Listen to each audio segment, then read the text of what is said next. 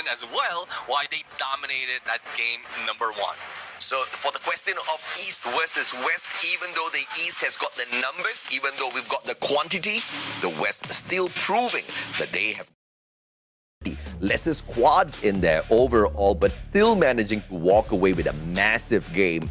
Then it's kind of a testament to how strong the fight is going to be from the West to keep the crown on their side. I mean, the East technically has enjoyed the crown being on their side, very specifically in Thailand for a long, long time, for many years. So I think it's good for the trophy to spend its, time in the West. What do you guys think, though? Let us know in the comment section whether you think the crown needs to go back to the East as well. I have a guess on what the comment section will say, but I'm not going to say it. I'm just waiting and watching for that. But you did mention about East and West. And looking at our leaderboard, we have 4 from the West that is playing for today. It's so unfortunate for R7 that they were eliminated early, but the 3 teams out of the 4 is on the top half of our leaderboard. And you did mention about quality, and all of the 3 are coming from Brazil, so it seems like it's not just East, it is Brazil who's dominating that game number 1. Yeah, absolutely, man. And obviously, Fluxo at the very top, E1 as well as Team Solid, managing to climb up quite a little bit, but and they are in the double-digit, area, but they do need to climb up a little bit more. I am most impressed, though, Neptune, by Heavy. They got into a very sticky situation early on in the game, and I have to say, if it wasn't for the appearance of WAG, they would have gotten crushed there and then itself. I think that the distraction surely kind of helped out in that situation. E1 appeared initially, and then, of course, WAG. But overall, Heavy using that situation, getting the revive and getting the hell out of there, and then regrouping together as a squad to get to the final circle, shows you exactly how much these Vietnamese squads have improved over the years. Yeah, definitely. And let's see if that is something that would show up even more. But looking at what the question right here, will their Clash Squad dominance hold up in Battle Royale? We're talking about the dual mode champion, Red Hawks, Falcons, and Fluxo. And it seems like Fluxo has already put up their name in there for BR. Now, question is, will Falcons and Red Hawks follow through? Because looking at the list, they're at the bottom half. Yeah, they're definitely the bottom half, but all 3 of these teams, dual mode champions for a good reason. They know how to play a good game of Free Fire. In their own individual regions, they are most definitely beyond champions. They are legends as of this point of time.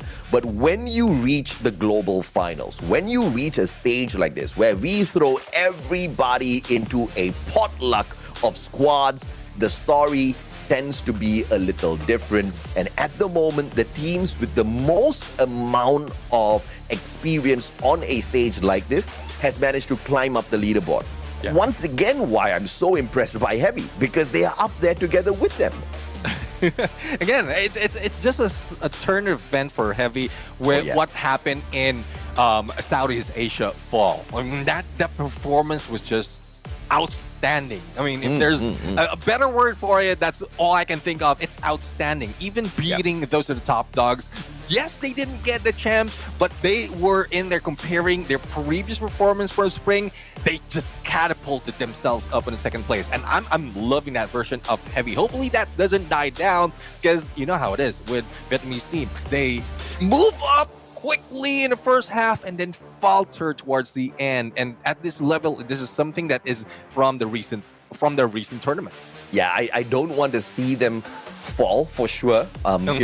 Because we've got 4 squads out of Vietnam this time around. We want to see something from them. But of course, a quick fun fact about the loadout system. You've got 4 roles to choose from: support for buffs, weapon boost for upgrades, tactic for map control, as well as your leg pocket for extra gear. Every choice can change the fight, and you just saw that in action out there. Yeah, I'm loving that teams is also already utilizing it to the T, despite of the update just coming up a couple days ago. And that's one thing as well. For those viewers out there who are still not familiar on how Lotus system working. Hopefully these games would give you an idea, because I tried myself in playing, but I'm still slowly getting a hand of it. And when I say slow, like very, very slow. It's okay. It's an age factor, my friend. this game, although it can be enjoyed by anyone of any age, it caters towards the younger ones a little bit more. Uncle Neptune will have to take a little bit extra time.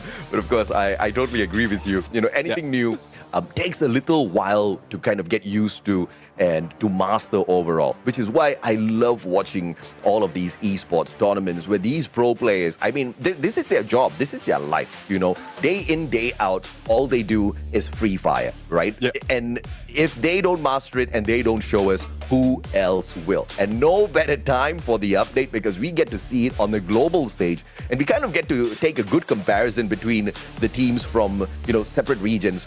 You know, a comparison between the East and the West, whether or not the meta that they think is effective out there is going to be different, or everybody's kind of working around the same thing. Because we just saw Fluxo, they're still sticking to what they're comfortable with. We don't see Nero coming out there, and I don't think that's a huge issue at all, because once again, when we saw them win the World Series with that Riptide rhythm, I believe they were the only ones bringing that Skylar into play, because to every other region, to every other team, they were saying, hey, the Skylar is technically out of meta.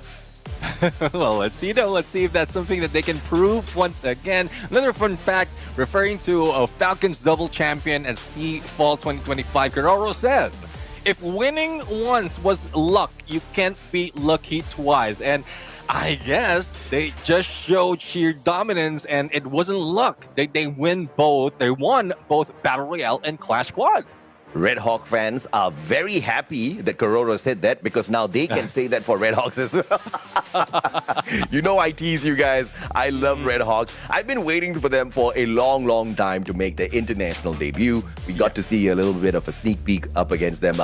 And of course, we get to see them in performance today as well. Once again, a great start, but it fizzled out too early. Luck just wasn't on the side of Red Hawks in this particular start, because even if they were able to manage the situation early on in a decent 4v4, too many teams came rotating into their compound. I think as far as Red Hawks is concerned, they need to start looking for some of these safer drops which are not occupied by any of these other squads, because if they're not prepared for the battle, I usually don't see them hanging around long in the lobby at all. And that's going to be a problem if they don't fix it.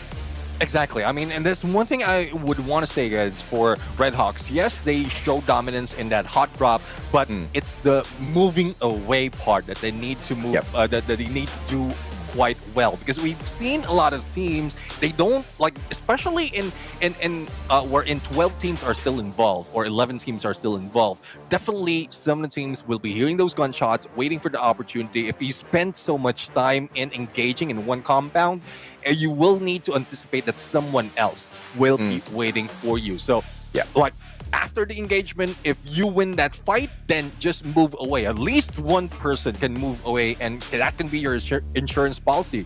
Not just for Red Hawks, but for everyone else of these teams who's going for the hot engagement for the early games. Yeah, man. I mean, you know, at the end of the day, we definitely need to look at a few different factors overall as well. But I do want to highlight one thing, right? We've got a few underdogs who are on the rise here. We've highlighted them extensively already. We are talking about the teams out of Vietnam. We're talking about Red Hawks as well. Okay, we also have to throw Red Cliff into the conversation, because many of the fans out there, and even some of the teams that are on that global stage, they kind of feel like these are the teams that are going to be the filler squads. These are the ones who are going to get crushed and thrown down to the bottom.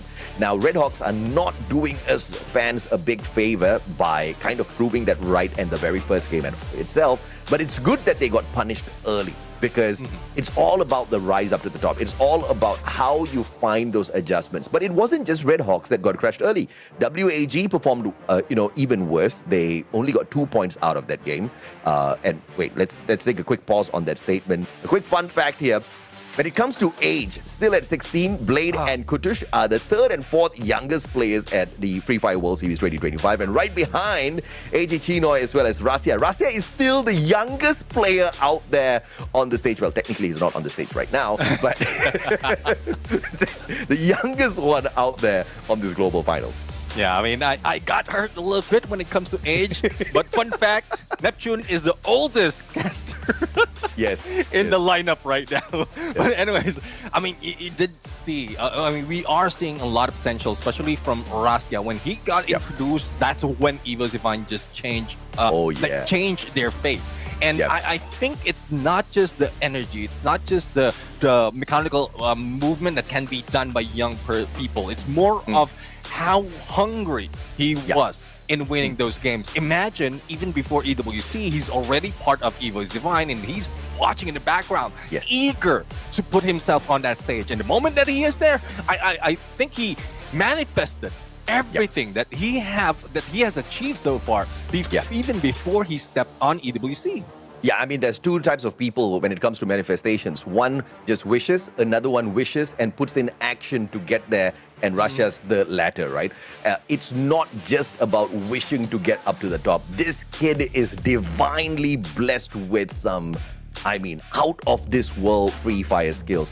At EWC, if Russia was not there, I do not think they would have become champions, because he was the savior of the squad round after rounds. They could have gotten annihilated so early. He kept them alive. He kept them still collecting those points, because there's a big probability that the other teams would catch up, activate Champion Rush, and then sneak it away from EVOS. So they still had to play the game of points by the end of the day. And Russia was the integral piece in that puzzle to keep them still in the competition. And of course, at the end of the day, they still managed to win the whole thing. But yeah, I agree with you. Without him, it would be a little bit difficult for EVOS to dominate overall.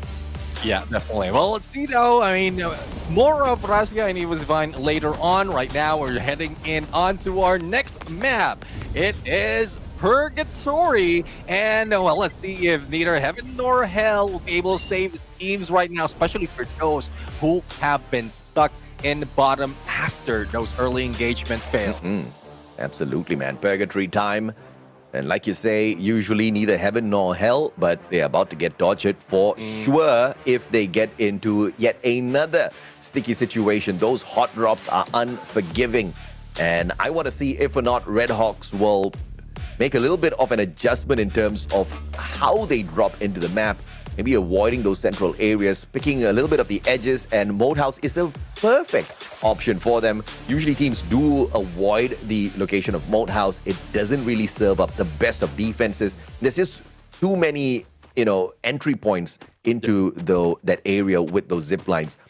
But they will be sharing a quite close proximity with WAG, which is quite worrying. Yeah, let's see though of how fast they can move, because looking at the area, it's quite clear, but at this point in Brasilia, R7 will not be in the clear once again. This time, they will be dealing with PE Sports, but not quite sure if they have the weaponry to do so or the position to be able to beat them down. But speaking of beating them down, Purem United beating down GOW2 or one elimination.